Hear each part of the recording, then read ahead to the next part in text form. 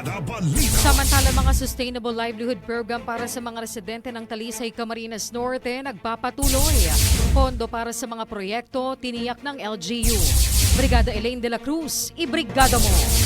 Brigada Live Report. Siniguro ng LGU Talisay, Camarines Norte ang tuloy-tuloy na magandang serbisyo ng pagkakaloob ng Sustainable Livelihood Program para sa mga residente nito. Sa panim na Brigada News FM Daet kay Municipal Administrator Marshall Barrios, sinabi nito na 5 milyong piso ang pondo na kanilang natanggap mula kay Senator Alan Peter Cayetano para sa Sustainable Livelihood Program.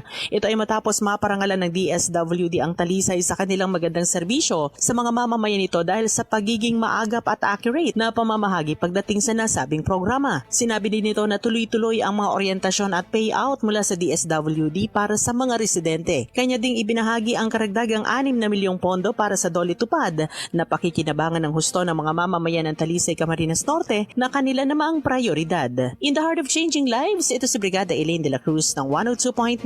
Brigada News FM Daet, The Music and News Authority.